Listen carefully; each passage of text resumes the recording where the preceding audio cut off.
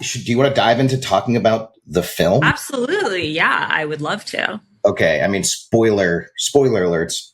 Yeah. People. Because I think we'll just jump right into it. But sure.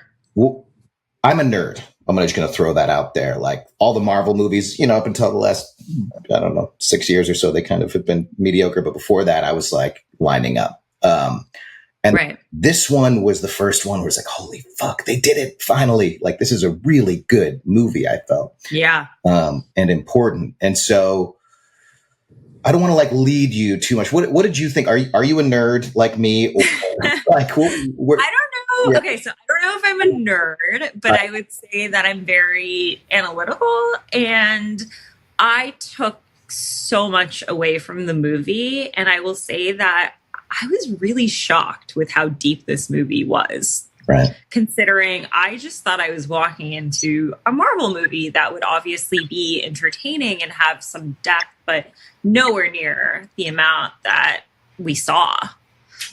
Yeah.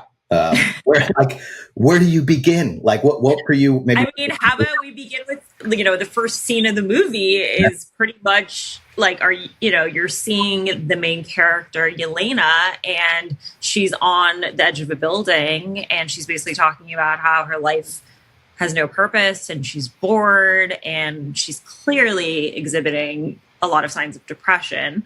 And you're really seeing that she maybe wants to end her life, and she actually jumps, and you kind of gasp as a viewer, and then until you see that she has a parachute.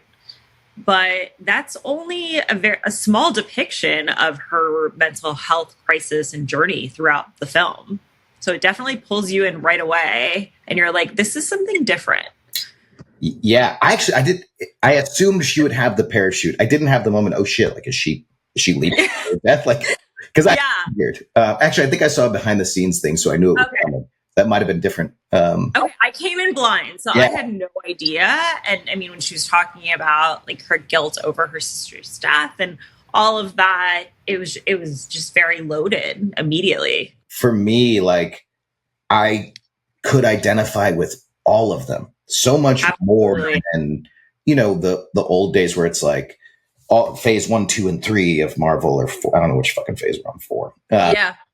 It's the aggressor superhero that's here to kick ass, and the bad guy is the bad guy, and he needs to go down. And this was all about like, no, we're all kind of fucked up. It's very nuanced, right? Because even the villains have these underlying just really good qualities, right? Where they're actually, a lot of them are really good people that have just been through really horrible circumstances. And it sort of shaped them into what you're seeing as, these evil qualities or so forth. But yeah, it's much more complicated than what meets the eye. Yeah, even like kind of the main bad person, which was I forget her name, but she was like the head of the evil corporation, who was like right. The character Julia Louis-Dreyfus played. Yes. Yeah. Val. I believed. Yeah. So, because even her, like the smart mechanism they used, like these flashback scenes, you're like, okay, she's, I guess, a bad person, but I see what happened to her in her childhood. Like, it's all just a childhood trauma film. Every single character you see has gone through something that's very difficult or traumatic, and it's shaped who we're seeing that they are today. Yeah. As these underdog superheroes. Not at all what you would expect a superhero to be. Right. But maybe it's the superheroes we need at this. Absolutely. Because it feels real, right? Like they're approachable because they're flawed.